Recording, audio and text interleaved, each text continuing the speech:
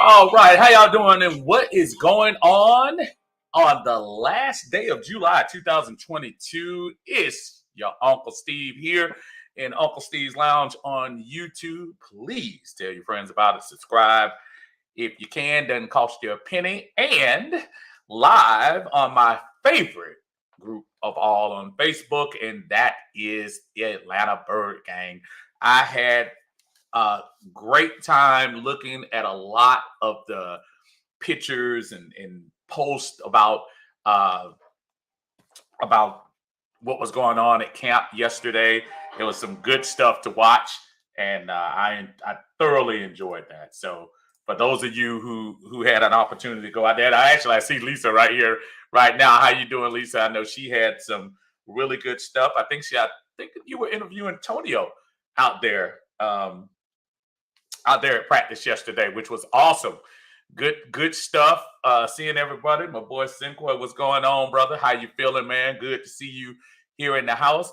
Wanted to get some insight on what you all thought about the end of this week. I put some little snippets of that up on the YouTube page, but just overall, what everyone's thinking as far as what the Falcons are doing, how did practice go.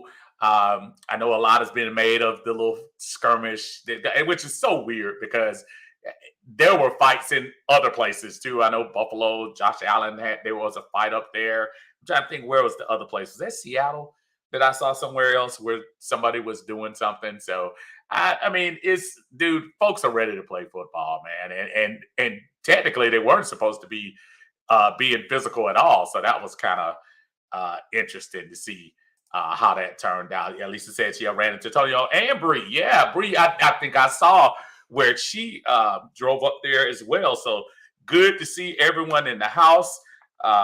Unfortunately, it's just hard for me to get out there during days that I'm not off, which I have the best football off days of all. I have Sundays and Mondays. So Saturdays, sometimes it's just kind of tough to get out there and everything. But hopefully, I'm definitely going to be at Mercedes on the 15th. So I will be there for that. But all the stuff at Flowery Branch, my son and I tried that earlier this year.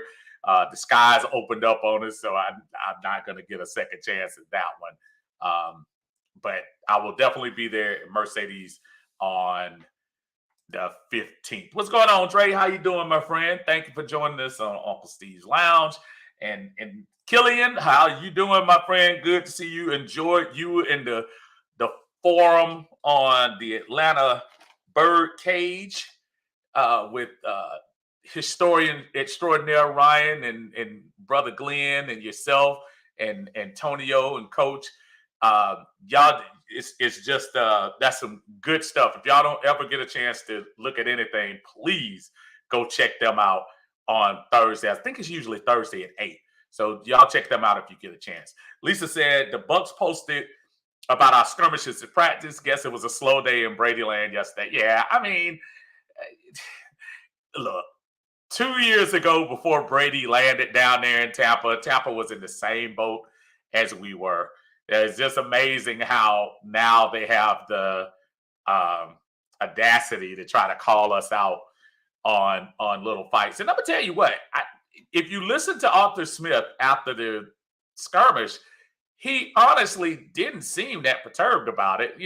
He said, "Hey," he said, "This has been the most competitive practice that he's been in since he's been a Falcon coach." And granted, I know that's only 2 years, but for him to say that, that means folks are going for it. So I like that. And I'm sure he liked it too. Probably not where you're throwing fists and stuff at each other because you're eventually going to be teammates. But at the same time, just a good fire, a good competitive fire. Brother Armani, how are you, sir? Long time no hear, brother. We are here today.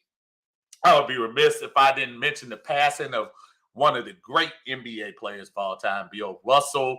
Passed away today at 88. And I didn't realize how old he was. I knew he was a little older, obviously, but it got me to thinking as we were reminiscing about his career. I mean, I was looking at some of the numbers for him, and I know we're gonna definitely talk about uh, football here, but I was looking at some of the numbers of him. Bill Russell, 11-time champion, 5-time MVP, 12-time All Star, 3-time All NBA first team, 8-time second team, All defensive team, 4-time rebounder.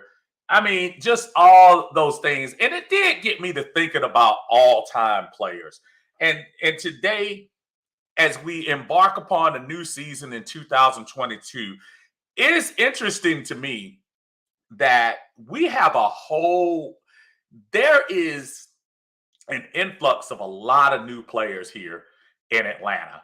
And I was just wondering, just feeling the temperature of the room about who are your favorite Falcon players right now. When I say favorite, for no other reason, I'm not saying the best. I'm not saying um, gave the most stats, did the most things, but what Falcon player are you kind of hanging on to right now, of the current players and on the Falcons team? And then I went on also to say of all time as well. I have no problem with going into each. I know Bill Russell was a all-time great Celtic or whatever, and I know you honor the past, but I also thought about who are people rooting for today.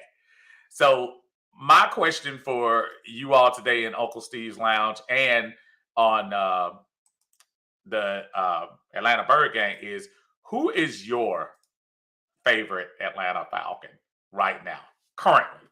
Let me go back to some of the comments uh, brought out here, and I apologize. Okay, that's Killian says, Lisa, glad y'all was representing out there for the Birdcage. Love it. Absolutely. Great little interviews there. That was awesome. Senqua says, legend, talking about our brother who just passed away, Bill Russell. Dre chimes in. Steve, he is a GOAT. Armani says, I know, right, military has been keeping me busy, man, trying to find my way back to the group. Well, we know you're going to get back, Armani. We're not worried about you. You here to stay, brother. You already indoctrinated into the group. We're gonna make sure you are in here. Let me pull this down a little bit more. 11 rings. Yeah, that's deep. That's totally deep. Yeah, I did hear about that. Uhura, Nicole, what's her name? Michelle Nichols, died today too. And I'm gonna tell you what, man. A good looking lady, man. She was a beautiful, beautiful queen. And I think I saw something where she shared the first interracial kiss on television. Now, I could care less if any of y'all don't, but that's a big deal. Back when she did that, her and Playboy William Shatner back in the day. So that's a good good little stat there. But peace to her as she goes on to a better place. Sequa says only 11 returns from last year's roster, right? I think that is about the number. I just had the roster sitting up here. Yeah, I don't think it's that many. Yeah, it's somewhere in that vicinity. I'm looking at the roster and I'm just counting right off the top of my head. I'm up to 9. There's 10, 11. I counted 12, but you know what? This could also be, they have Caleb Huntley on here too. And he was, I think, put on the practice squad later on. So we'll see. Lisa says, current player is CP because of his energy. He wants to be here. Hope he has a productive season. When you start thinking about last year, Cordell really did ingratiate. I mean, he really bought in to the Atlanta Falcons. Dare I not say brotherhood, but he bought into the culture here with the Atlanta Falcons. And I think he did his best to push that narrative. I keep going back to that little tape that you see with the little girl was crying that she didn't get a football, and he goes out of his way to go get a football for her. And yeah, that might be kind of corny to some folks, but to me, I think that's a pretty good deal right there. Singwell says AJ Terrell. That you can't go wrong right now with AJ. I would imagine AJ would probably be the hot player for Atlanta because he's having some success that's being recognized by most of the other people in the league right now. Armani agrees with you. Also says AJ Terrell. Lisa says also AJ homegrown star and is currently one of the faces of the franchise. That's probably an easy transition for him. You know, I kind of thought and would have hoped that Mike Davis would have hooked on and stayed with us because that would have been a nice story had he been able to stick around with us. But no tears for him. He's on Baltimore, so good luck to him in what he's doing. Abel, how you doing? Says CP because he's all about Atlanta. Love it, love it, love it. Lisa says Nichelle Nichols was beautiful, absolutely beautiful, beautiful black woman. What's going on, brother? How you doing? Checking us out on the Uncle Steve's Lounge on YouTube. Appreciate you. The historian is in the house. How you doing, man? Says she was a true trendsetter. Absolutely, she was. Killian says my favorite current Falcon is Terrell too. Wow, that's interesting. A lot of votes for AJ. Not that I'm surprised that he is, but I just kind of thought it. I'm waiting for a couple of names I haven't heard yet, but it is kind of interesting to hear. Brother Gregory, how you doing, sir? Hey, I was in a vape group and Saints fan tried me. Said he's sorry I'm a Falcon fan. I said, check out your stats. ATL leads the rivalry. Good luck with Mr. 30 for 30 and no Sean Payton. I'm trying to tell Gregory, I'm trying to tell anybody who wants to listen that this is going to be a new experience for the Saints. They can act like Sean Payton not being there is not a big deal. I went over this last week and week 4, bro. That's going to be low-key one of the moves that people are saying, oh, yeah, the Saints are going to be what? Yeah, Dennis Allen is not Sean Payton. Sean Payton had a little edge to him. And if he wasn't on the other squad for the Saints, I would have loved to have him here in Atlanta. Because he went all out. When he went to the choke sign on Devonta Freeman that day, and I just said to myself, there's a lot of coaches don't want to give up their personality like that. But Sean Payton wore it on his sleeve, and by no means am I trying to sit here pumping him full of grape juice or anything like that. But I do think that that's going to be a whole different vibe going on down in the Bayou this year. I agree with you, brother. Someone says Arthur Smith was letting CP ball, not secluded to one position. Even though I will say this, look, he mentioned in his press conference that he was going to try to keep him at the running back position. I would like to see them. And now that we have a couple of players, we haven't arrived, well, we have a couple more players with some skill sets that might help out CP so we don't wear him down. Because I'm going to tell you, he was trucking some folks last year. And I wasn't expecting that. I think everybody thought Mike Davis was going to be the guy. When that didn't work, give Arthur Smith credit that he's like, yeah, I don't have time to be trying to worry about people's ego. Let me get CP in there and see what he could do. And he did a really good job at the running back position. In addition to spreading out and beating the aforementioned Saints on that little 60-yard out that he did last year. But I think CP is definitely one of those guys that I look forward to coming up this year.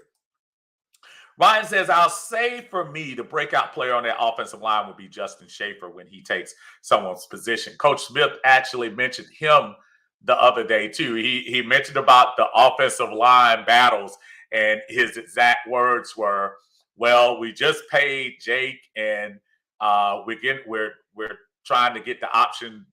We just did the option for Lindstrom, and everything else is up for grabs. if that doesn't tell you, if you're Caleb McGarry, if you're Jalen Mayfield, or if you're um, Hennessy, that should tell you that you better watch out. Some of these guys are going to come right behind you and might take some jobs this year, and Schaefer could be one of them. Dre says AJ hands down. Now that's funny. Everybody's on AJ, and I know he's the local player. I haven't seen anybody talk about Kyle Pitts, and not to say I don't understand why everybody's saying AJ. I'm sure the local ties have a lot to do with it. I'm surprised Kyle Pitts is there. Has everyone lost love for Grady Jarrett?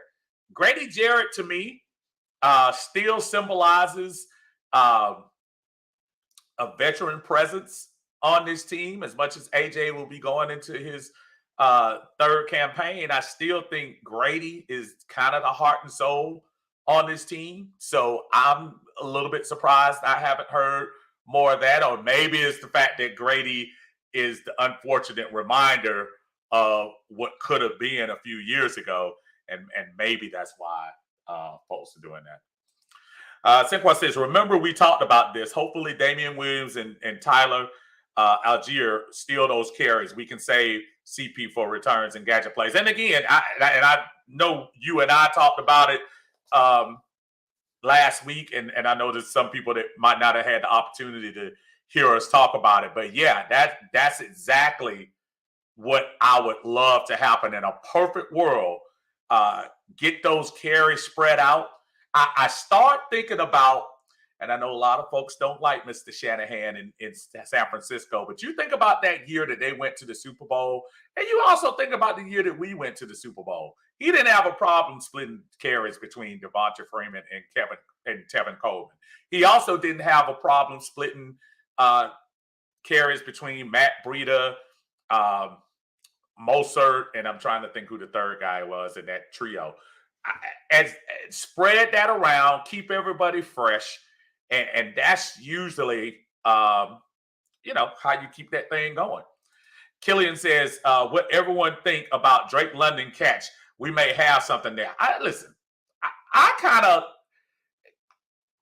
was a fan of his. I think there was a part of me that wanted to go for the Alabama wide receiver at first, but now after looking at Drake, and actually the time that we did get rained out at the practice my son and I went to, and I just saw how tall that guy was, and watching him run, dude is a gazelle, man. I think he might pay some dividends on this team. I think people need to watch out for Drake. I think he's going to be pretty good for us this year.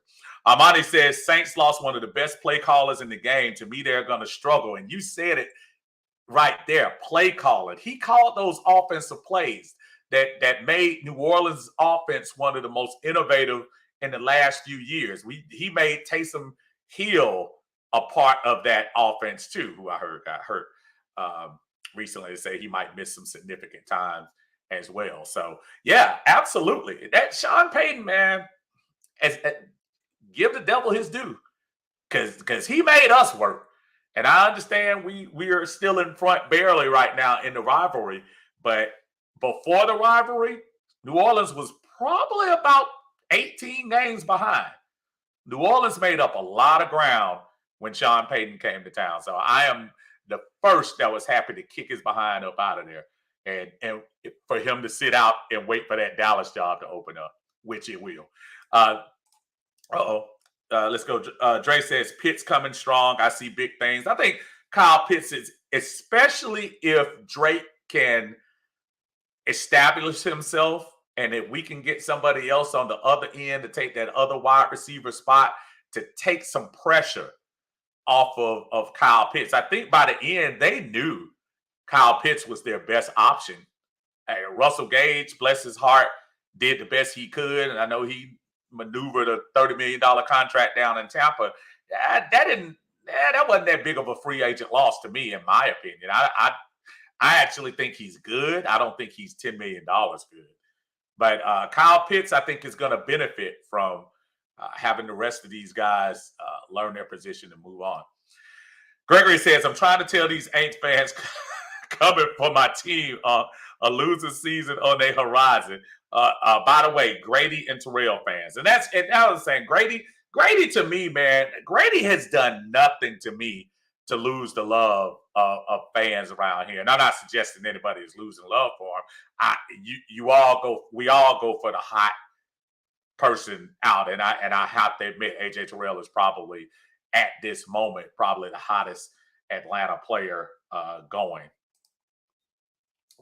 Clayton, what's going on? Clayton says AJ will be tested more than Pitts this year. AJ possible matchups is a monster list. Yeah, we do. Anybody on the Rams coming up? Michael Thomas is back. Cincinnati Chase is out there. The list goes on, and I'm looking. What did I just do at the schedule? Michael Thomas week 1. Cup, Allen Robinson, and if they re-sign Odell week 2, Seattle, DK Metcalf, Cleveland, somebody, I don't know who's out there as much. Is Landry still out? Or did Landry? No, Landry signed with New Orleans. I forgot about that. Yeah, so Landry and Thomas in New Orleans. Tampa, of course, Mike Evans and our buddy Julio. San Francisco, Debo, if he's not holding out. Cincinnati, Chase is there. I mean, just a lot of the Chargers coming down the road. Keelan Allen. Just a lot of wide receivers, folks. A lot of wide receivers. So AJ is going to definitely have his hands full. Saquon says, I pick AJ because I play defensive back. He's just arriving, hasn't even scratched the surface talent-wise. And I want to make sure, Simple, and tell me what you think about this. This is actually year 3 for him, right? Year 3. I'm a little concerned, and I hope he doesn't read the press clippings too much, because he seems like a level-headed dude. Every time I hear him talk and every time I hear him speak, he speaks like somebody who is just confident. What happens if this plethora of wide receivers that come out now start to do a little toasting on him? Start to, by the time week 4 or 5 come around, he might not be having a great year. I don't want us to put him on this pedestal. I kept seeing this little meme with AJ Island, Terrell Island, and stuff like that. I'm like, yeah, stop. I get it. I get everybody's happy about it. But I'm telling you, cornerback, and as you know, playing defensive back, it's probably one of the positions that if you're playing well, you're the best. But when you get burnt 1 or 2 times, is not the best place to be. I keep thinking about AJ. And I was one of them. When we drafted AJ, all my mind could go back to, because I didn't watch I must admit, I didn't watch every Clemson game. All I kept thinking about is Justin Jefferson running him up and down the field.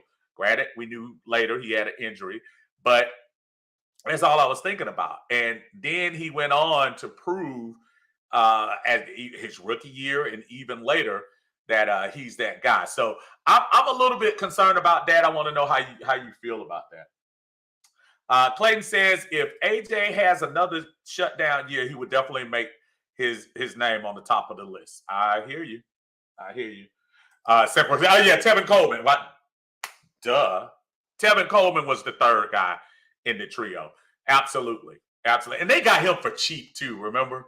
Because we were so busy trying to pay Tidy's favorite player, Devontae Get Over Freeman, that wrong move, man. Dre says, is Julio a sellout? Sellout is kind of strong, seeing as how he's 2 teams removed from us now. I think the only thing, look, Julio is aware, and he had the little press conference where he said he didn't care whether it was Atlanta, whoever, whatever. He knew where he was going, and he knew who he was going to play 2 times a year.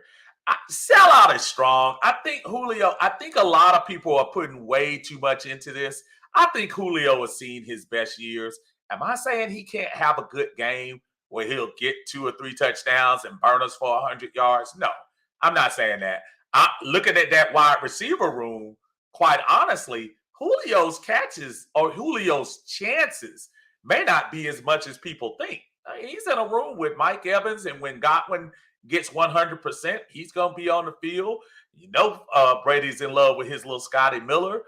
Cameron Brate is still out there. They just signed Kyle Rudolph, and they like to run the ball. So Fournette's going to get his carries and stuff like that. It's not like Julio's going to come out there and absolutely shine. I mean, he's got a lot of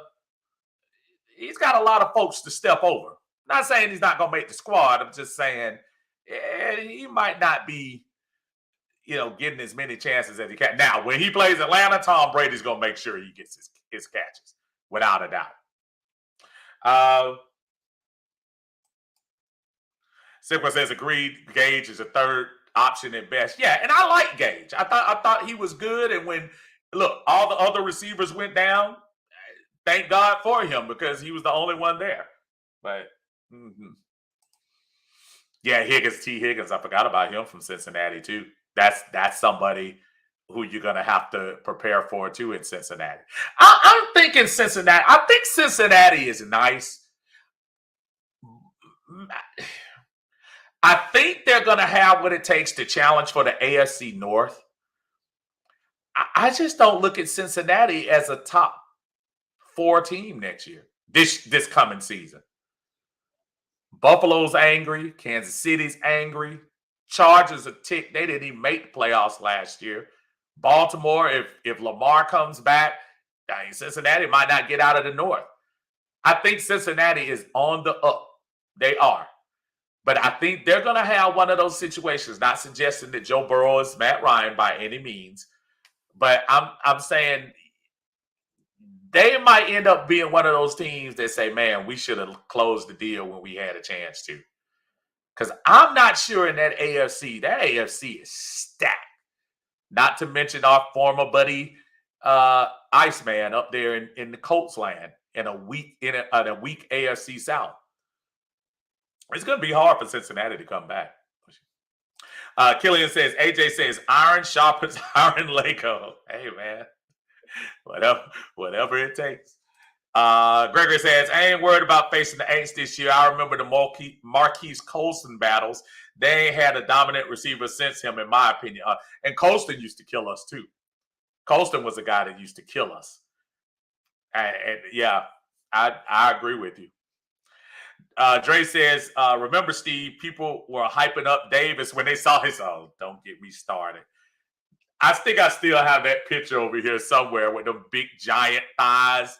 And everybody was like, oh my God, look at those thighs. Mike Davis is going to be a stud.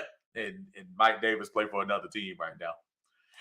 Dre says, let London play a game first. Yeah, and don't get me wrong. I'm trying to, with Drake London, it's not a matter of me trying to overhype him to the sense of saying he's the next coming of Julio Jones. But I am saying it'll be nice just to see a physical specimen on lining up for the Atlanta Falcons. Because you think about what we put out there the last few years, sans Julio. I mean, we talk about little mighty mites from Russell Gage to OZ to Calvin Ridley. Just to see that different type of person, that's, to me, I think that's a big difference. Toddy, what's going on, brother? Says, don't forget Mr. Russell Gage. Yeah, I haven't. Russell. Again, I'm giving Russell his due. Russell helped us out, when he was here. But I just think that, man, that's just way too much money they paid him, Tidy. 3 years, $30 million.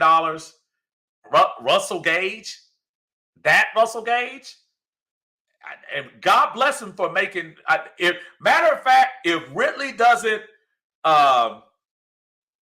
play DraftKings or something like that, Russell Gage might not even got $5 million to play the next year.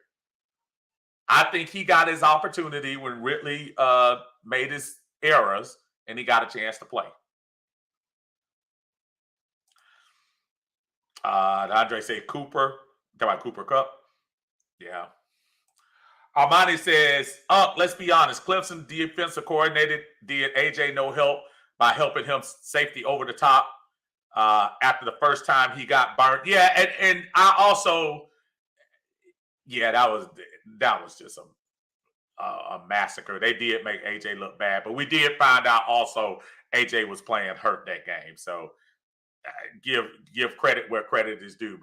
But hey, for everybody that's ready to dog out our buddy Dimitrov, he did give us that parting gift because they made that pick. That was not a Terry Fontenot pick. That was the last good deed that Dimitrov gave us. Speaking of Dimitrov, I saw him on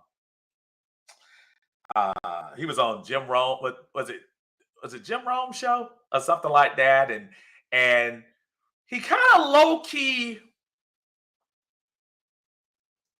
kind of gave a little shot at Arthur Blank about having the ability to run the team himself. Go back and check that out. Go back and look at if y'all look it up, look at Thomas Dimitrov, Jim Rome. And I saw that and I thought that was interesting. And if anybody else saw that, just mention that in the comments and see. Toddy says Michael Thomas way better than Colson ever was. Yeah, and you know what it is about Thomas to me? Thomas reminds me of Marvin Harrison. And Drew Brees threw to him so much. If I go look at that year that Michael Thomas had where he broke the record for most catches in a year, I want to look at that real quick because he catches a lot of passes, but okay. So I'm looking at his matter of fact, I might as well show it with y'all. And yeah, I get what you're saying. Yeah, he's definitely, I think, a better option than Colson, without a doubt. Sorry, y'all. Let me share this with y'all so we can look at it together. Okay, take this down. Okay, so look at those numbers. And I remember the 2016 season, he broke the rookie record for most receptions. But look at the 92 receptions for 1,137 yards. 104 receptions for 1,245 yards. 125 receptions for 1,405. 149 catches, but only 1,725 yards. And I say only because look at that. That's nothing. 11.6. So what did that mean? He was the king of the slant. And I said this all the time about Michael Thomas. Michael Thomas will catch the ball, no doubt. He will catch the ball. But I'm not ready to call him one of the great receivers. He's better than Colston. But I'm just not ready to call him that great. This stands out to me right here. 149 for 1,725. I mean, I don't know. To me, that's kind of missing a little bit. To me. Let's see. Daniel, what's going on? Daniel says Brian Federer and Roddy White. As far as what favorite Falcons? That's interesting. A guy people slept on was Anquan Bolton. Anquan Bolton was good. He was good.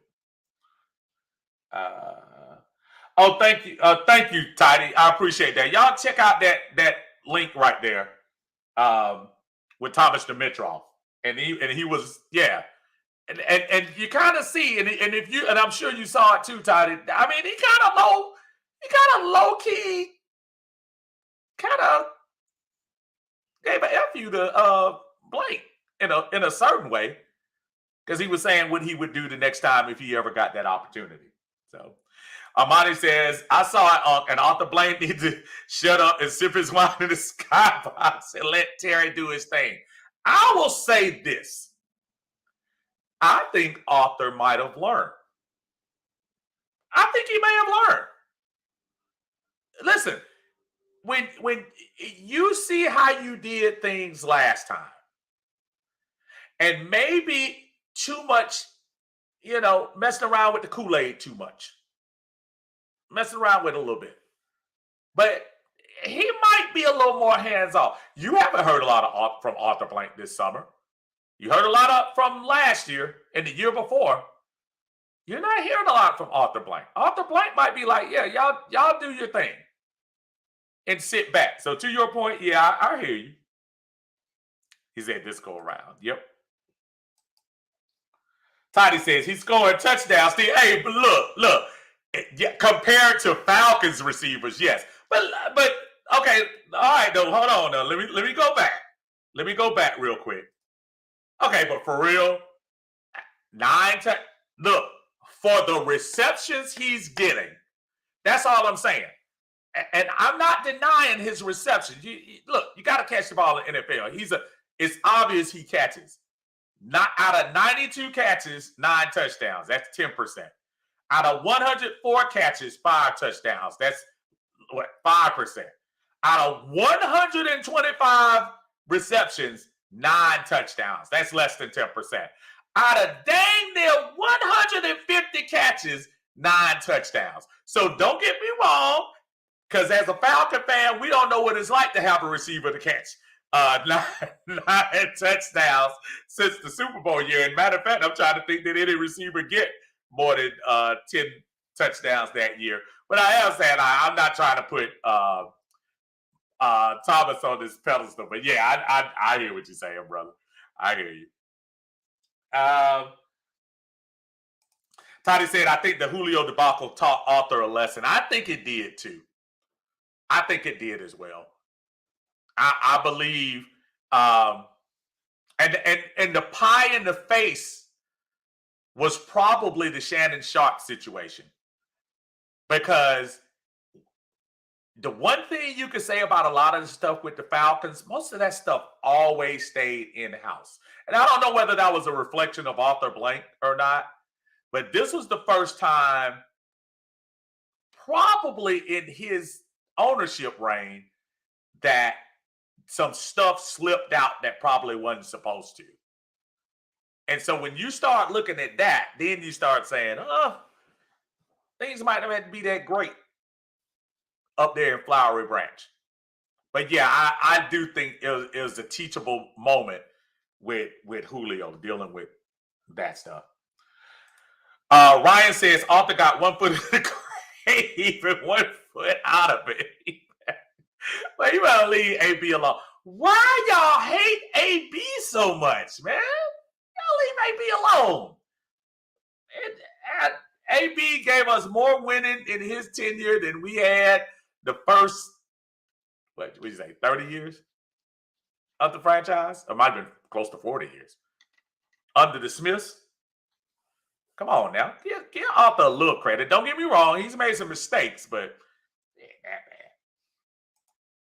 Tiny says, true, compared to Falcons wide receivers, I can buy that. Absolutely. And look, would I take Michael Thomas on my team today? Absolutely. Take him in a heartbeat. But I look at that 145, by today's standard in the NFL, 145 for 1,700 yards, it's kind of suspect. I was looking, what's my boy's name? Cooper Kupp. Real quick. Cooper Kupp last year.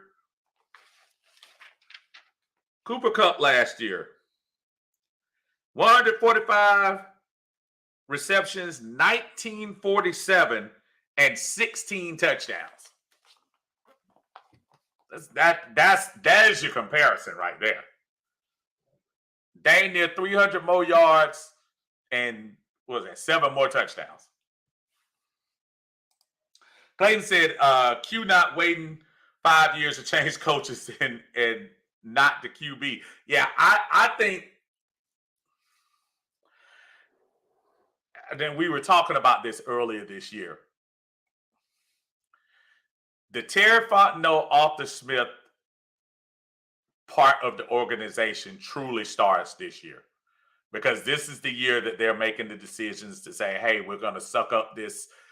We're going to suck up all these dead cap spaces, and we're going to try to start this thing over this year. I think what every Falcon fan out there is hoping is that it doesn't come back to haunt us. But when you think about it, and this is not saying we're not rooting for our team. I'm rooting 100% for whoever the quarterback is, whether it's going to be Mariota, Ritter, or whoever. I'm hoping the defense, with all the stuff that I hear, Dean Pease, that's another piece. If you all get a chance to listen to Dean Pease, he came out, I want to say it was that Friday or Saturday, with a nice little soliloquy on, underestimating the defense and what he feels like the defense is going to be. Made a little comparison about how small James Harrison was and what he turned out to be and all of that. If we turn out to even be at least a 7-win team, 8-win team, I'm not trying to tell everybody to go out and buy champagne, but I am saying with the things that we had to do this year, with the salaries we had to deal with this year, with the lump sums we're going to have to suck up this year, if we can go into next year with the promise of a team that at least comes close to 500 and then have $100 million to spend, not including a possible trade chip in number 18 who's sitting on the sidelines this year, we got some opportunity, y'all. That's an opportunity to really do some things. So I just say hold tight before we just kick everything to the curb. Ryan says, I see the makings of 1978 and 1980s Falcons on defense with how young the linebacker Corey is and how the secondary is built. And Pease has an aggressive mindset, so young, hungry guys could definitely change things, especially attitude-wise by being physical. Again, that's one of the reasons why you start looking at things like the little skirmishes that they're having on the sideline. I'm not telling you I'm encouraging people to swing free hand at folks, but if you listen to Arthur Smith, he was dang near giddy, and judging by his demeanor all the time, that's a big deal. That's a big deal. He said that's the most competitive practice he's had since he's been a Falcon, and we're not even in the pads yet. So what does that tell you? It might tell you the message might be getting over. No, not the brotherhood. I'm saying what he's trying to put over as his team, his fingerprints all over this. Dean Pease fingerprints all over this. So I'm encouraged, not by the fighting in itself, but just the fact that they're competing out there. Ryan says, Dean Pease says he wants football players. He doesn't need guys with all the heights pretty much. Remember James Harrison? Yeah, he was talking about him in that same thing. Keith, what's going on, sir? Say 7 to 8 wins will show that we are well on our way. And again, 7 to 8 wins is not saying we're going to be satisfied as fans. No fans will be. But to your point, Keith, we basically restripped this franchise. When you get rid of your franchise quarterback for the last decade and a half, that's telling you that change is a-coming. And even if we're not quite sure whether Mariota or Ritter is the future, at least we're building up other sides, whether that be trying to see if this offensive line is going to be the answer for this year. Is there truly room for improvement, or do we just need to flat out switch out some folks next year? Will the defense start listening to Dean Pease and really catch on to what he's saying? And will this group take a huge step defensively next year? I mean, those are things that I'm looking at more than making the Super Bowl. And clarifying again, As a Falcon fan, my goal every year is to hopefully make the Super Bowl. But if we don't, at least try and give it a good effort. And I think that's what I'm looking for. Rick, what's going on, Rick? How you doing, brother? Says looks back at the last 7 seasons before Terry left the Saints. They always had a good team, so really believe he will do the same for us. And what he and Mickey Loomis them were doing in New Orleans was remarkable. I still think about that draft they had in 2017 with Lattimore and Williams and Kamara. And think about how they turned that around so quick. Now, a lot of that is coaching, but a lot of that is good front office too, knowing the players to draft, knowing the players to bring in. If I'm not mistaken, I'm trying to think, is my buddy from that's in Cincinnati, Hendrickson, was he in that draft or he was the year before with the Saints? But either way, those guys know how to coach some guys up. And that is one of the things that I just say about the Atlanta Falcons. Look, Dan Quinn gave us 2 seasons worth of can't forget about football. And you know what? And I'll go as far to say 3 seasons because I know the 2015 didn't turn out like we wanted to, but it did have a little bit of excitement at the beginning of the year. He couldn't finish up real well. But Dan Quinn, to me, was a defensive coordinator who probably wasn't ready to take that next step. Excuse me. It's obvious what he's doing right now with the Dallas and the young cats he's got there. And think about it. Dan Quinn was about to interview for another head coach job this year until they made him, I think they made him the highest paid coordinator, Jerry Jones, this past year. Because Jerry Jones is probably figuring and say, look, McCarthy, it's either you're going to do it this year, or I'm going to bring in Sean Payton, or I'm going to elevate Dan Quinn. And if Jerry Jones, you don't know what's going to happen. Hopefully he brings in Sean Payton. But I really like Terry Fontenot, and he seems like we're making some really good draft picks. Look, to see how the free agent class turns out, we still got a little while to see what happens with that. But so far, so good. Let's see. Now, the pads come on this week. Let's hope and pray right now we don't have any injuries. I heard about the injury with Ryan Jansen down there in Tampa Bay, and I'm just trying to tell you, man, that's a huge loss for Tampa. That's a huge loss for them. And not that I'm crying for them, but I'm saying, yeah, that's a huge loss for your 45-year-old quarterback.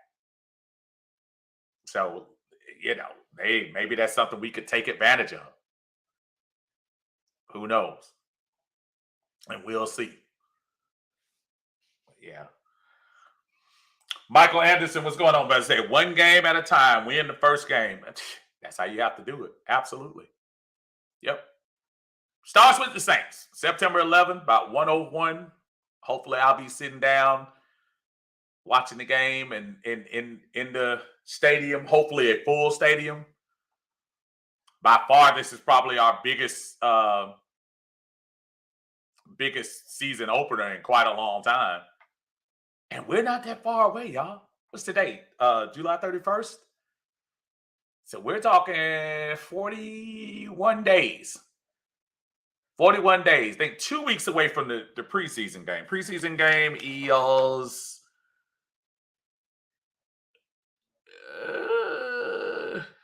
what is it, next Friday? I think next Friday. So yeah, we got a little ways to go for that. But that football is right around the corner. Tony says they also got Ryan Ramczyk in that 2017 draft. Yeah, that was look, that whole draft. Yeah, I forgot about him too. That whole draft, that was a killer draft for them. Because think about it too. That year, because that was our Super Bowl year, 2016, where the Saints really took a step back because Carolina had won in 15, won the NFC. Everybody was thinking, New Orleans was going to be right on their tail, and the Falcons were going to take a step back, and New Orleans, if I'm mistaken, they still finished. They finished 7-9 that year, 6-10, 7-9, one of the two. And Daniel came back on us in that last game of 2016, if y'all remember. They almost beat us. But I think there are things that you can get excited about as an Atlanta fan. One of the things I look forward to seeing this year is what that defense is going to look like. I know we were talking about AJ Terrell a little bit earlier and what he's going to do on the secondary. Very excited to see what Jalen Hawkins is going to do. Very excited to see what Michael Walker is going to do, what the linebacker core is going to be. Is Troy Anderson truly that guy? Still a little bit on the fence about Deion Jones. Again, I know there are some people who are probably through with him. I would love to keep him here. I really would. I would love to keep him here. Clayton says, Deshaun Watson disciplinary case expected tomorrow. And I was thinking about that, Clayton. I'm glad you brought that up. They have to bring that up pretty soon because we're on the verge of preseason games now. So you have to give those guys an opportunity to know what they're going to have going into the year. Toddy says 4-6 game is my prediction. I think I'm going to go 8. I think they're going to do 8. And here's where people take your woke glasses off and take your cancel culture things off for a quick minute. As much as let's face it, he has kind of personally embarrassed himself. That's a huge punishment in itself. He's not going to be able to get any sponsors anytime soon. He's not going to be able to make public appearances. He's probably not going to be able to go to boys clubs and do things like that. I truly think a lot of that stuff has already been self-inflicted upon him. And the mere fact that we still don't have any criminal charges, folks. I understand there's a personal conduct that the NFL has to look into, and I get that completely. But he hasn't done anything criminally except embarrass the NFL. They messed up with Ray Rice a long time ago. Let's say that was the one that made the NFL kind of wake up and say, we can't be stupid. But in this particular case, as much as I keep hearing, maybe for a year, blah, blah, blah, I think 8. I think 8 games. But I hear you with 4-6. I would be a little shocked if it's 4. 6, maybe. But if he does, if it's 8 or less, I wouldn't even fight it. If it's a year, you got to fight it. If it's 8 games or less, you ride it out. And Cleveland, get ready for 2023. Because it's not going to be worth it. Take the punishment, do what you do, knock yourself out. Christian says, what's up, I know I'm late. What we talking about? We're talking about everything, man. Originally, we were talking about your favorite Atlanta Falcon right now and your favorite Falcon of all time. And I never really named mine, right? Favorite Falcon. Now, being a big guy, I'm still a Grady guy right now. Grady still stirs the pot as far as the Falcons concerned. I think he's good. Of course, if you listen to me at all, my favorite all-time Falcon is William Andrews. Just a total beast in the background. But that's what we were talking about initially. Favorite Falcons on the roster now. Favorite Falcons all time. Gregory says, give Smith some credit. He's no nonsense, exactly what we needed. At least they take him serious. Unlike player-friendly Quinn, Julio wanted to continue his way instead of Smith's way. Then boom, Shannon. Yeah, that did kind of line up like that. And when you start thinking about, I mean, Arthur Smith is the first offensive guy since what, Dan Quinn, right? He's the first one because Morris, Smith, Quinn. So we needed some type of change as far as coaching. And I like Arthur Smith. I like how he handles the press conference. He's kind of a little smart ass, but not enough to where it's, where he comes off like this, big blowhard. But I like it. Pushes dumb questions right back in your face. I love it. And the rapport between he and D. Orlando Ledbetter, it's like comical stuff as it is. And I'm sure D. Led likes him too. Armani says, people forget we got Casey Hayward. CB's going to be, no, I definitely didn't forget. It's going to be nice. And then remember, Isaiah Oliver was having a pretty good campaign before he got hurt as well. So I got to give him his due as well. I'm trying to go down here. Clay, no, this is Christian. Christian says, I think Watson will get 6 to 7 game suspension. He's literally going to have to start all over once he comes back. Well, I think they're going to, I mean, if he has 6 to 7 games, he's going to play. And all Cleveland has to do is stay above water. The AFC North is not as it used to be, because you still got Baltimore and you got a Cincinnati. They just started to be good. I'm not ready to say they're all that yet. Clayton says they got to be a little extreme because of the punishment Ridley got. No, I'm going to tell you the difference, folks, between what Ridley did and what Deshaun Watson did. What Deshaun Watson did was a very not personally moral decision. Morally, he didn't make very good decisions. And hence why he was going about it the way he was going. He was doing it quietly. He was doing it privately with the thought that none of this would come back to him. Calvin Ridley broke a rule. There's no rule about private masseuses and how far it goes, because at the end of the day, if it doesn't reach a level of criminal action, there's really nothing you can do about a private masseuse. Morally, it's probably not the greatest of things.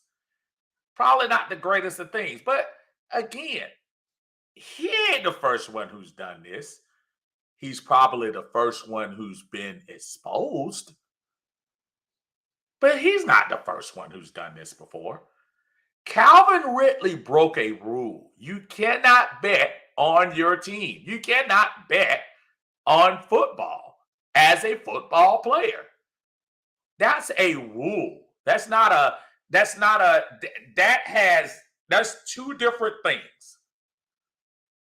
Right now, Deshaun Watson, why do you think it's taking so long? If it was as easy as Deshaun Watson broke a rule, no private massages, that's a 10-game. That's why Calvin Ridley's stuff was probably so swift. When they found out and investigated and said, oh, you did this, it was easy. They came out with the games right away because they knew, that was a rule. So a little bit different.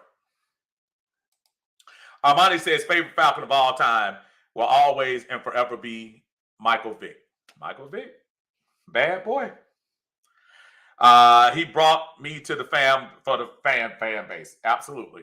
Yeah, Mike Vick was he was a beast, man. And I'm not trying to compare any of the times then to what it was now, but even those times when New Orleans was kind of lean in the early 2000s, um, you know, Breeze was still in the Charger land back then, and the Falcons rivalry when it was Brooks against Vic and stuff like that. I'm just trying to tell y'all, and that rivalry was burning hot then.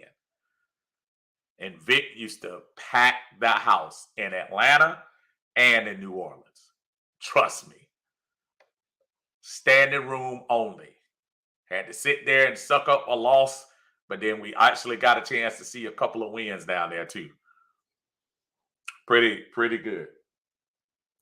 Clayton says Michael Vick a prime time all time for me. I like Prime a lot. Prime wasn't here long enough for me, and this still doesn't say he's not one of the top 5 players of all time with Atlanta. Not one of the top 5 athletes or anything like that. I love Prime, but Prime wasn't here long enough. I think as a fan and a long-term fan, I need some type of longevity with you. Now, if it's by injury and you just don't end up, that's a different story. But as far as Prime wasn't here long enough. Loved him when he was here. But if you remember most of the stuff they show with Prime today, they show those San Francisco highlights. He was only with Frisco 1 year. They show the Dallas highlights. You see some Falcons sprinkled in there, don't get me wrong. But for the most part, yeah, I think Prime was a great overall player, one of the best to ever do what he did. But for the Falcons to only give it to us for 5 years, and again, he had the 1 year where he was going back and forth with the Braves. But yeah, I don't know. Tidy says Vic versus Breeze rivalry had the potential to be epic, especially if they were the top 2 quarterbacks taken in their classes. And remember, the draft pick we gave San Diego allowed them to get Drew Brees because that's who we had to trade with to get the number 1 pick overall. And Brees was a bad boy coming out of Purdue. Brees was nice. But what could have been? Vic and Breeze? Woo! That would have been outlandish. Absolutely. Armani says, and before you know who Lover Boys come on my neck. Before you know whose Lover Boys come on my neck, I say MVP is my favorite Falcon. That don't mean he's the greatest Falcon of all time. Yeah, I'm surprised that name hasn't popped up. As a matter of fact, Armani, I hear you loud and clear with that one. Clayton said it was must-see TV when they was here. Absolutely. Brother Roger, how you doing? Watching us on YouTube on Uncle Steve's Lounge. Thanks. Said Mike Vick is my favorite all time. Mike Vick made people look stupid. At that quarterback position, it's one thing for Mike to just take off and know you were going to beat that person to the pylon. To this day, when I think about Mike Vick, there were only 4 linebackers that had his number. Derek Brooks, Wilbur Marshall, Brian Urlacher, and I almost forgot I just had his name on the tip of my tongue. Wilbur Marshall was playing for Philly at the time. Derek Brooks was playing for Tampa. Chicago, and I mean that. Urlacher used to hawk him down. Urlacher had some wheels and used to hawk him down. And actually, Ray actually hawked him down a couple of times too. I'm missing the 4th person. I'll catch up with it in a second. But yeah, Mike Vick was a bad boy. Christian says Ray Boo will be one of my all-time favorite Falcons. Ray Buchanan was a beast when he came from the Colts.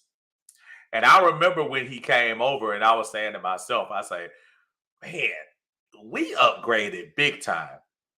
34 was special. We don't get near that Super Bowl without Ray Boo. And I mean that. I had a Ray Boo jersey. That was my, matter of fact, as much as my fandom was back then, he might have been the first non-quarterback that I got a jersey from. I had Bart jersey. I had Chris Miller jersey. Shoot, I'm ashamed to say I had a Jeff George jersey. Yes, I did. But Ray Boo was my first except William Andrews. I'm sorry. I did have William Andrews jersey. But yeah. Gregory said, let's not forget Tim DeWhite returned. Tim DeWhite was good too. He was short-lived here, but he was pretty good. Excuse me. That root beer got me started. Clayton says, Strahan. No, not Strahan. No, it wasn't Strahan. Man, I had the name on the tip of my tongue. But Ray used to run them down as well.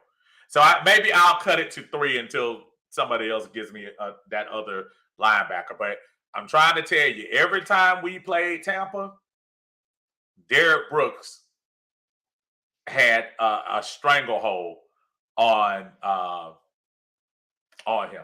Absolutely did. Absolutely did. Christian says, "Is Marcus Washington doing any lives?" I'm not sure, brother. Send him a vine and check it out. I'm not sure. I am not. I know when we got a chance to go up to Philadelphia in the Super Bowl, that would have been our first chance to get Mr. Brady. Back then, that would have been our first opportunity to get him. I keep thinking back to that game, and the one thing that kind of disappointed me was because Mike Vick at that time was all we had in that playoff game. If you think about it, our wide receivers was Peerless still with us then? Was he still with us, or had he moved on? I can't remember. We had the running backs game, but Philly's defense was so suffocating. That defense was really nice. That was really nice. Amani says, Clay Matthews had his number when he was in Philly. Clay Matthews? In Philly? Nah, Philly, it was Wilbur Marshall. Wilbur Marshall killed. And all you got to do for Wilbur, they lost to Philly 2 times. They lost to Philly the first year when we beat Green Bay, and then we went to Philadelphia and got beat, and then of course the NFC Championship. And both times Wilbur Marshall was a beast. Simeon Rice Tidy actually did used to have his number as well. I don't think that's who I was talking about, and I don't know where my old man knowledge just went to, but Simeon Rice actually used to kill him as well. But the reason why I was mentioning a couple of the linebackers, because I used to think side to side, dude, I'm trying to tell you, Derek Brooks used to run them down. And mark my word, go look at when Chicago played Atlanta, Mike couldn't take off. Every time he tried to get the angle, Urlacher had him. Every time.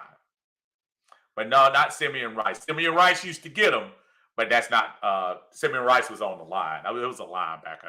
And I'm going to probably think about it when I leave.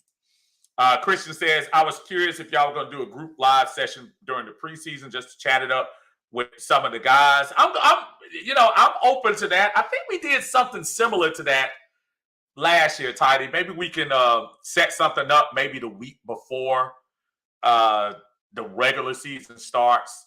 I know the preseason, Tidy keeps it holding down for us all the time anyway. But I would love to try to hook something up that week before, especially the week before the Saints game. We can get something together where we could talk it up. I'm sure.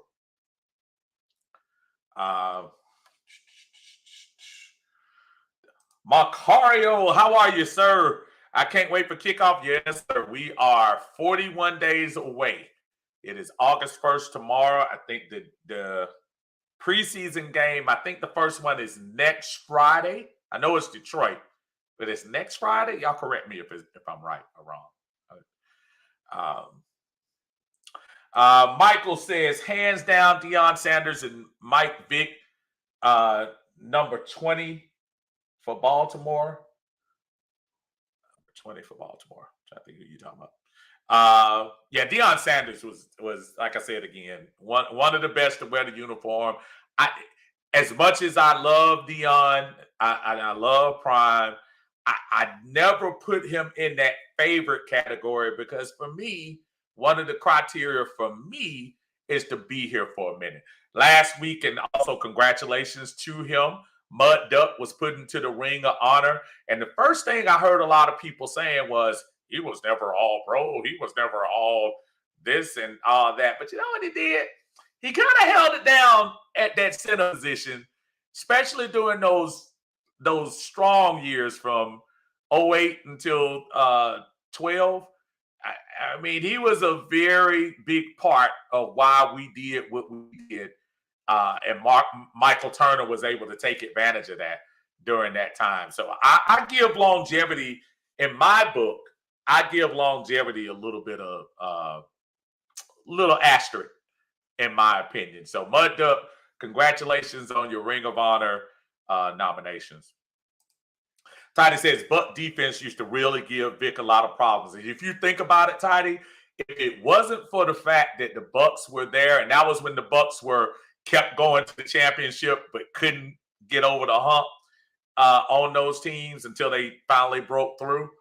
The Bucks defense, and Tony Dungy had them boys playing that. I say Tony Dungy. I know John Gruden won the championship. Tony Dungy built those teams. Tony Dungy and all the guys will tell you there. Tony Dungy built up that team. Gregory says, is it Sapp up? No, Sapp was on the line. Sapp got Vic on his own straight up the middle. But for anybody, to Tidy's part, Greg, anybody on that Tampa Bay defense at that time, because Barber was in the back, intercepting stuff. I mean, that whole Tampa defense had Mike Vick clamped down. So for all the lean times we had during those early 2000 years when Vic was here, he could never get past the Bucks. Clayton says, also, y'all gonna link with one time for the fans crew. We're gonna try to do something this year. I know I got it. Toddy and I are gonna have to get together with Nick and kind of figure out how we're gonna do some things this year. We honestly haven't had an opportunity to talk about it. I know everybody's been kind of busy lately, but we're gonna, trust me, before the season kicks off, we're gonna try to get something good. I know somebody was talking about a tailgate last week when we were on, so hopefully we'll be able to get together with something. Tidy just put up the link. Friday, August 12th, first preseason game against Detroit. August 12th. And again, preseason has a different feel this year, y'all. Think about the last 12 to 13 preseasons. You knew who your starting quarterback was. You didn't even worry about any competition. Of course, you worry about competition at other positions. But at the quarterback position, this might be the most watched preseason games, these next 3 games coming up, in years for the Falcons. Because there's a clear want to see what happens. Yes, we all heard Arthur Blank said Mariota is going to be, right now, he's the starter. But if you go back and look at the interview he did the next day, I think he was trying to make sure that he said, okay, now, but I ain't saying Ritter can't win the job. because he came back and said it's not saying that we're not going to give him the opportunity, and that's what we were looking. That's what we were looking at. The preseason games this year should be nice, and really, even with Mariota, I'm not trying to, fill y'all full of dreams and wonders and all that stuff. Mariota could have some type of rebirth. He could. And he could also fall flat on his face. Ritter could just ball out and take the job. Or he could be somebody that says, okay, glad we took him in the 3rd round. So many different things. That's why I can't wait to the preseason just to get a glimpse of what they look like against other people. It's still going to be hard in these practices, y'all. I was looking at ESPN last night, and they were bragging about Tyreek Hill catches a 65-yard touchdown from Tua in pads against your own team that you can't tackle. Like, come on, man. Y'all getting a little too hyped now, ESPN. Come on now. Of course Tyreek gonna catch that.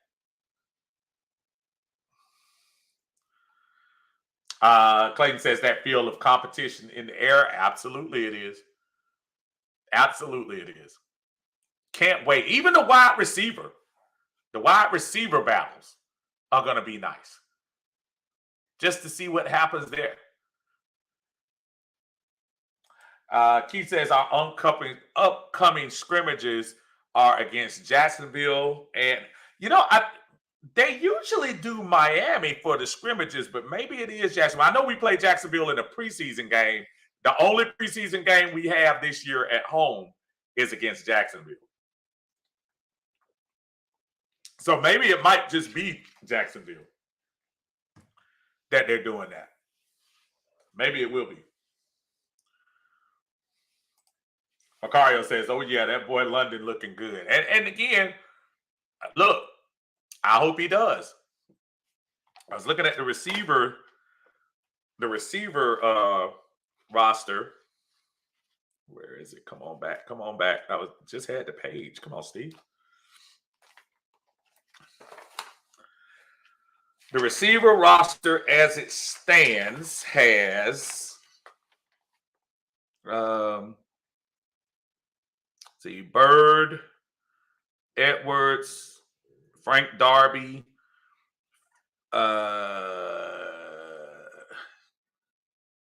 Alden Tate, OZ. So we got gonna have a lot of folks to weed out at the wide receiver position. I think Drake's gonna be fine though.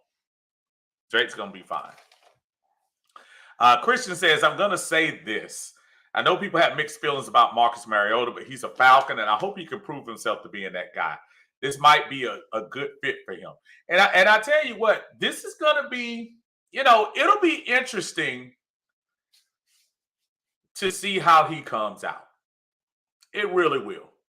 Because either he's going to come out and be Josh Rosen, or he's going to come out with somebody trying to prove that he deserves a contract in the NFL. Excuse me. So y'all keep wondering why I keep burping. This is root beer. Got me burping worth of something. But yeah, this is gonna be, and as fans, I'm never gonna tell anyone not to get excited. I'm gonna get excited about it. But I do want everyone just beware. Just beware, because I do feel like there is no guarantee of this turnaround happening this quick. We could easily, because the schedule is not super easy this year. Last year was the opportunity to take advantage of some wins.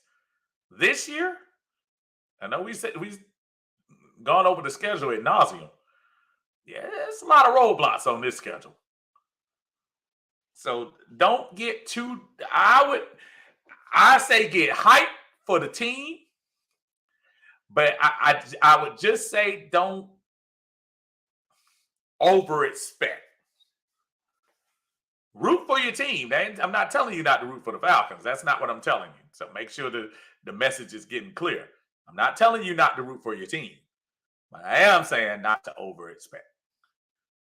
And if it happens, then it'll be a big surprise. Now, I'm not going to be one of these idiots that's going to come out and, well, it's doom and gloom. The Falcons, we always falconing. I'm so funny.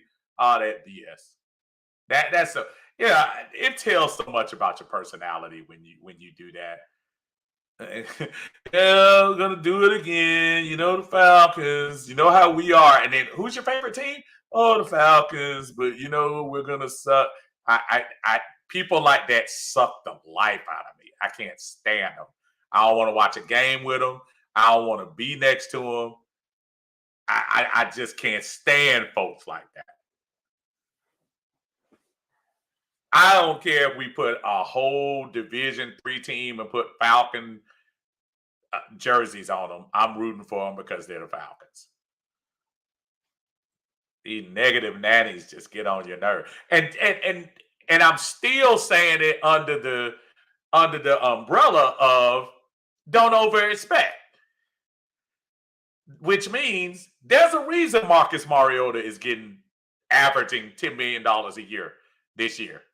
And next year isn't guaranteed. There's a reason we drafted Desmond Ridder in the 3rd round instead of overreaching and getting him in the 1st or 2nd round. So from the outside looking in, I understand that people who may not be invested in the Falcons might feel like this has the looks of a 3-14 season. I get it. USA Today said we're going to be 2-17, not 17, 2-15 this year. USA Today. And I was looking at the last book I got, the Athlon book. Let me tell you who they think gonna be better than us, y'all.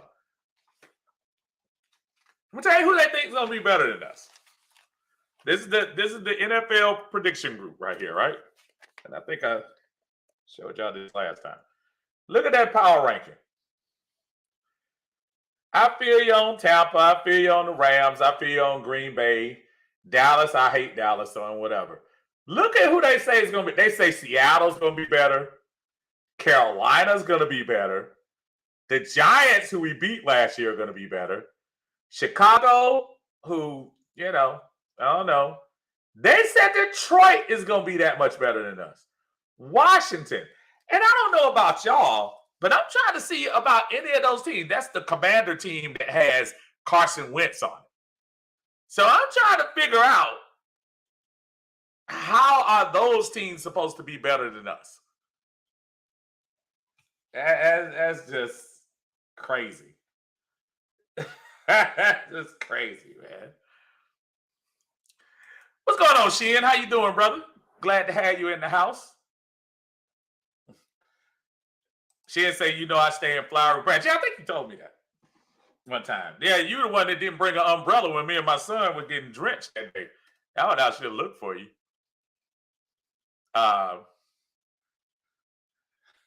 Tiny said Steve Chicken Old English. Don't laugh at that old English, though. That old English used to be not old English, bro. No, it's A&W. Look, in case there are kids out there, this is A&W Diet Root Beer. That's wrong, man. That's wrong, bro. She says, as always, hope, just beat the Saints, please. Absolutely. I hope so. Armani says straight pessimist. And you have to be with the Falcons. Again, Armani. The 7-9 team in 18. The 7-9 team in 19. The 4-12 team in 20. The 7-10 team in 21. I don't know what other people expect. you almost have to be a fan blindly. And I say blindly, you almost don't want to look at the stats. You almost don't want to look at the roster. You almost don't want to look at those things because right now, as the Falcons are constructed, you have to be pessimistic. I want to be optimistic. I want to be optimistic so bad, just like I was in 18 and 19 and 20 and 21. The only reason I have the glimmer of optimism that I haven't had the years past is because I think this particular version of the Falcons front office it's starting to kind of fill people in a little bit. And they're not finished. They're not even done. They're not close to done.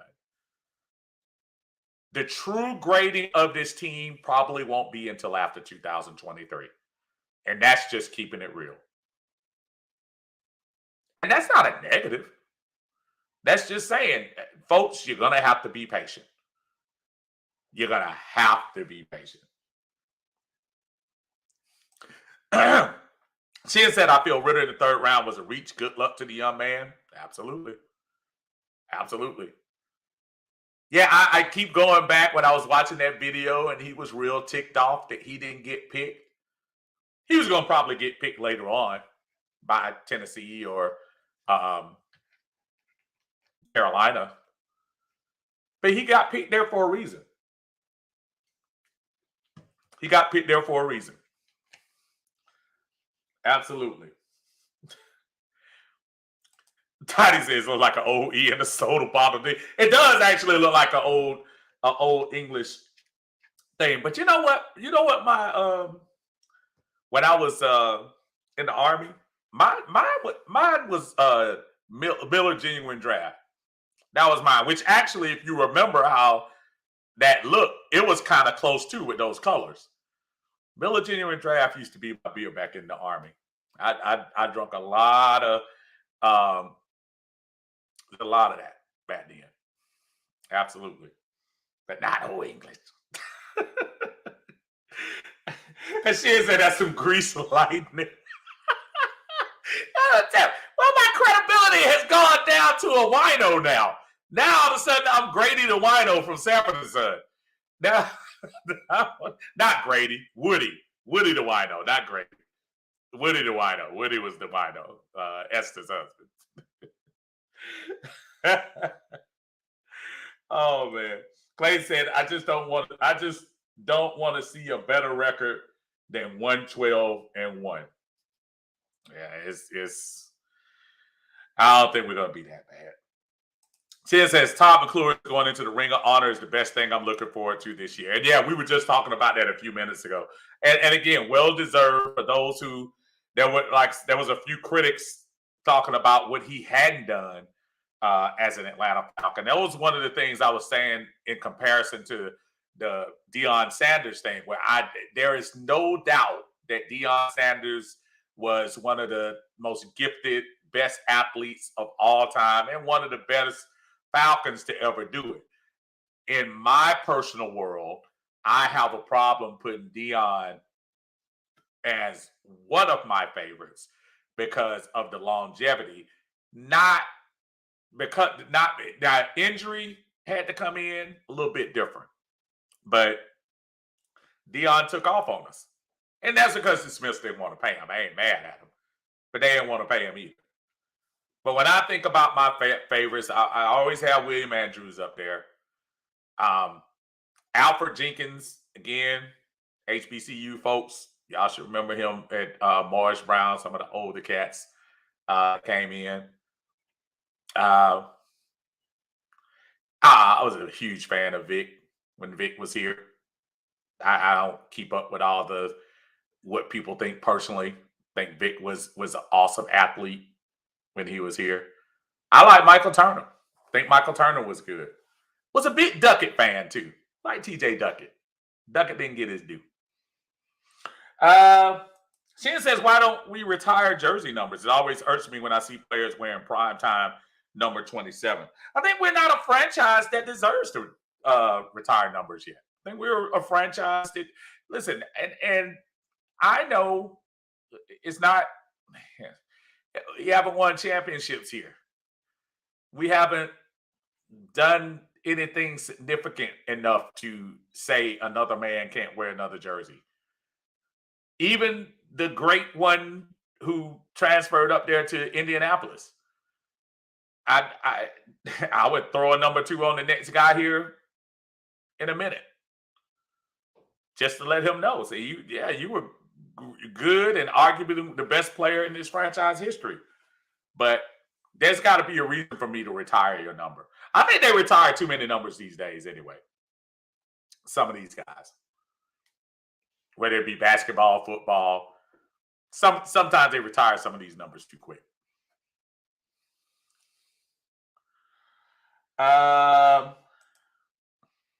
Edwards hurt his elbow. Is that update? I haven't seen one. I think I did hear that he hurt his elbow. I'm pretty sure we'll find out pretty soon.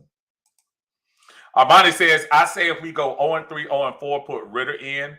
How short of a leash is Mariota on, like Jalen Hurts in 2018 national championship short leash? Yeah, I say 6. I say 6 games. If you look at that gauntlet that they have to go through, Armani, so let's keep it 100. And the problem is, quite honestly, you should have a couple of, you have better chances at wins in the first part of that schedule than you do in the second part. Hold on 1 second. What is the schedule? Oh, here it is. Okay, so say if we go by your theory of 0-6, your first 10 games are New Orleans at home, the Rams away, Seattle at Seattle, Cleveland, probably Deshaun Watson-less in here, at Tampa Bay, and Frisco. I see 2 wins and possibly 3 already. I see more wins in that first part than I see near the middle. I'm looking at the middle. Cincinnati, Carolina, Chargers, Carolina. Well, Carolina might give us a chance at 2. But that stretch at the beginning, you should win 10 games. If he's 0-4, if he's 0-6 or 1-5, yeah, you pull the trigger. And pull it quick. Tidy says we have a ring of honor, which is why we never officially retire jerseys. They don't issue out number 10 anymore, as far as I know. I didn't realize. I didn't know that they officially said that they didn't retire if you go into the ring of honor. So maybe that has something to do with it. And if I was going to retire a number for the Falcons anyway, prior to, think about it. Let's really think about it and take your fandom out of it. Take your true fandom out of it. Before Matt Ryan's active career was over, what Atlanta Falcon, and when I say Atlanta Falcon, somebody who was here during that time, not extrapolating what he did away from here, what Atlanta Falcons actually deserved to get their number retired? Keep it real. What Atlanta Falcon deserved to get his number retired? I don't think it's a lot. She said Jesse Tuggle. Jesse was definitely known as one of the better linebackers during his time, but I don't think he deserves it. I really don't. So I say again, and go back and think again, taking the fandom out of it, because I love the Hammer. I'm not sure if the Hammer deserved to get his number retired. Tiny says none. I'm telling you, I agree 100% with that. Tell me a Falcon that I don't know. She says 10 straight years leading the NFL in tackles. Okay. Some would say maybe that's a reason not to, because you're making so many tackles that the other team got the ball. You have more opportunity. I'm kind of being facetious, but I don't think Jesse's that guy. I think in Atlanta, he has that pull. Small college coming here. Yeah, I don't think there's anybody. Tidy says no to Toggle. Yeah, I don't think so. Yeah. She says no one should wear 58. I don't know. Gabriel Lambro, Keith Brookings, and Roddy White. Please tell me you're joking.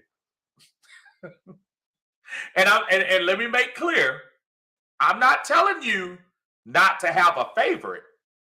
It's not about your favorite, but who deserves to get their jersey retired? Keith Brookings? Come on. I would believe Roddy White more, but even Roddy to a certain extent. Now, the time Roddy retired, he was the leading receiver of all time. But is Roddy number retirement guy? Maybe the only person symbolically that they might do is maybe Tommy Nobis. Maybe. But even that's a stretch. Toddy says, I don't think anyone should get a statue unless you win at least one championship, unless it's a special circumstance, such as Sean Taylor or someone like that. Yeah. And yeah, Sean Taylor was a whole different, that's a different story. Folks, I'm here to tell y'all, whether y'all want to believe me or not, Matt Bryant kicks a field goal and wins that often talked about game in Houston, Matt Ryan's numbers retire tomorrow. And that's no doubt about that. We win that one game, no one else wears number 2 ever. You can argue all day about that with me, but no one else does. If he wins that game. But now, Clayton says, how many Hall of Famers we have? And again, all these folks that are Hall of Famers, you kind of had shared careers. You talk about Prime, you talk about Claude Humphrey, Morton Anderson. I mean, Tony Gonzalez. That's why I say just, I don't know. Tidy says on terrible teams, I'm talking about Jesse Tugwell, I'm sure. Gabrielle says, I'm sure you mean Turner. Again, hope we're trying to have some comical laughs here, but please say you're joking. Tidy says, I remember people in here were having a fit when Koo got number 7. Right. And it's so funny you brought that up. If there was somebody close to what Mike Vick, we can't erase history. Mike Vick doesn't take that turn and doesn't go that route. From what he culturally changed in Atlanta about Atlanta Falcons football, and yes, I know it was 3 years off the Super Bowl, but Mike Vick stays in Atlanta and has maybe a couple more winning seasons. I'm not even saying he had to win the Super Bowl. There is such a thick dividing line between the culture of the Smiths and from Arthur Blank, and that started in that Mike Vick era. And I know everybody wants to focus on the negativity that happened with him, and it's fair. Mike would be a candidate. Mike would absolutely be one of the first candidates. Toddy says, I agree with you here, Steve. No one deserving of a retired number. Set high standards. Yeah, I agree. I agree. If the Falcons ever get a Ray Lewis, someone who brings us 2 championships as an anchor, then you can retire his number. Give him the key to the city and the statue. And again, I'm a person that feels like if you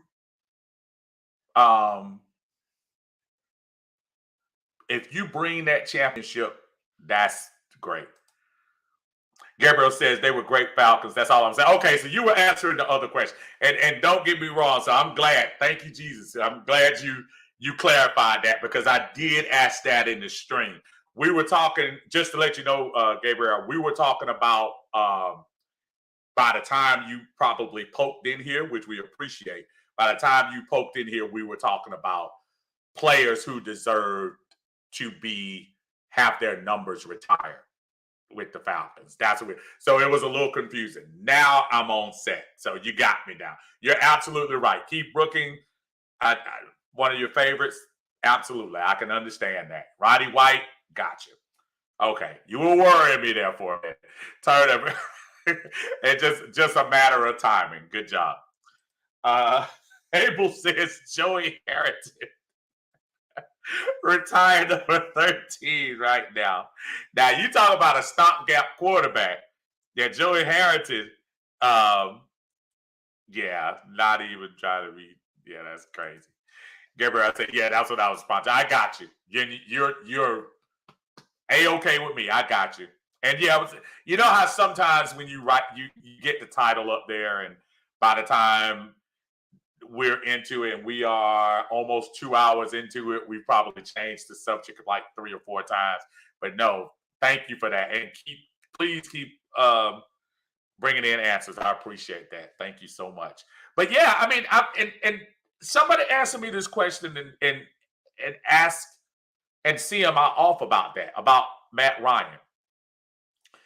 If the Falcons close the deal in 2000, and we're playing what if, obviously, like you're in the Marvel universe. If Matt Ryan closes the deal, would you retire his number as a Falcon? If Matt Ryan, if the Falcons win that game, coming off an MVP season, can you retire number 2? That, I say yes. Because you have all the criteria. You have an MVP, you have a championship, and you have a body of work statistically that would back it up. And you got some longevity. Now, if you're talking about those factors all involved, then you retire his number. But Matt going to Indy right now? No. Not at all. You keep number 2. You put number 2 on somebody next year. You put number 2 on somebody next year, and it would be no big deal. Toddy says, yes, Ryan and Julio. And you know what? Absolutely fair. 11 gets retired too. Number 2 and 11 never get worn. We finished the deal in Houston in February of 17. We finished the deal. Both of those numbers go up in the rafters. Other than that, there's nobody else. Nobody can tell me a case. You cannot give me a case for retiring any Falcons number right now, past or present.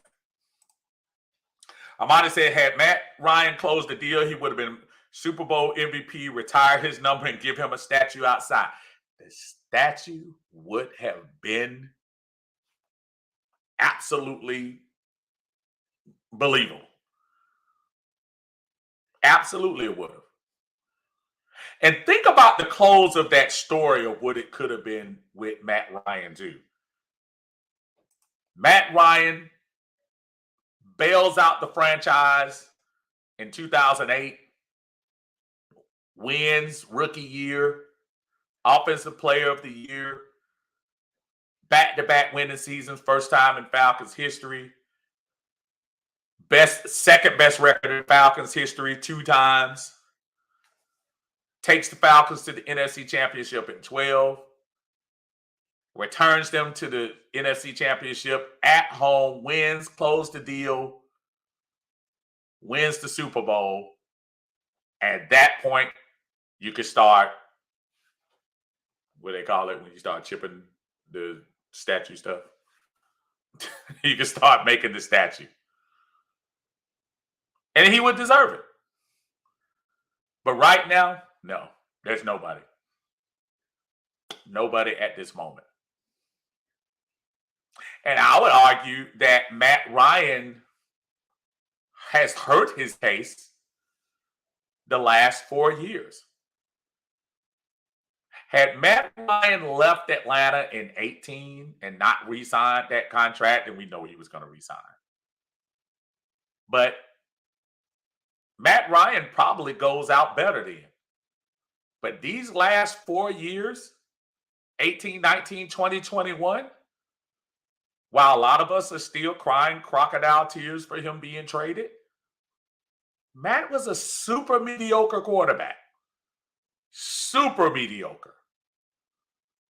Who 1 out of every 5 passes might surprise you.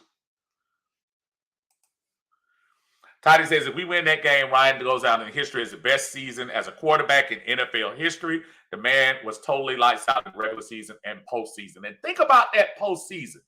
And I think we were talking about that, I think, on your live the other day, Tidy.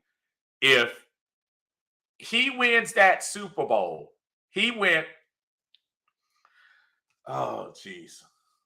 I'm going to have to go back. That preseason, I'm sorry, that postseason, and I know he threw 4 touchdowns against Green Bay and ran for 1. So I remember that one. I'm trying to get the, let's see. Come on. Come on, Steve. All right. Okay. Postseason in 2016. Share it with y'all. I don't know why I'm showing it like.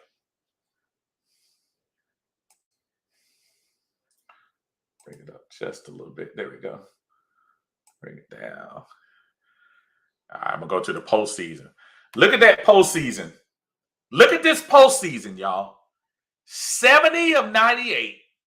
71%. 1,014 yards.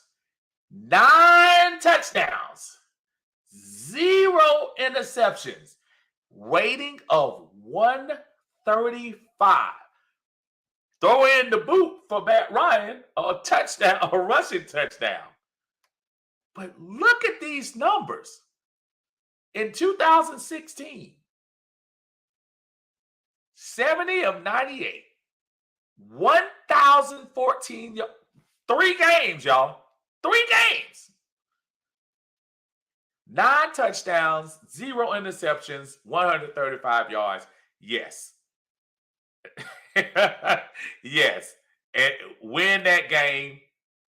And for all of the people and the John Harrises of the world who blame Matt Ryan for everything, that postseason right there, that's crazy. I don't even know if I've seen Brady have a postseason that great. But you got to think about that. That's dominating. So yes, he wins that Super Bowl. He automatically get the statue, get the cast, let him sit in the cast and do whatever he needs to do because he becomes your player who has the opportunity to get his number retired after that. Yeah, that's some good stuff right there. Speaking of good stuff, it is it's 8 o'clock. I didn't realize it was that late, but I did want to come in a little early. I appreciate you all. Thank you so much for all the intel and all the back and forth. Again, we look forward to kicking this 2022 season off. There is a Hall of Fame game on Thursday this week. Who is it? Jacksonville and Raiders, I think, that played in. So I'm sure we'll have some football to look forward to. Thank you all in Atlanta Bird Gang on Facebook. Thank you all for Uncle Steve's Lounge in YouTube. I've been trying to put some little small stories in. So if you all see those stories on Facebook, hit a click for me, check it out, give me a thumbs up, and just tell me your opinion and what y'all think about it. Gonna be a good season one way or the other as far as fan interaction. I think we're gonna have some fun in here this year. Look forward to 2022. Until then, y'all have a great Sunday evening. Thank y'all for joining us. We'll catch y'all next go round. See ya. Peace.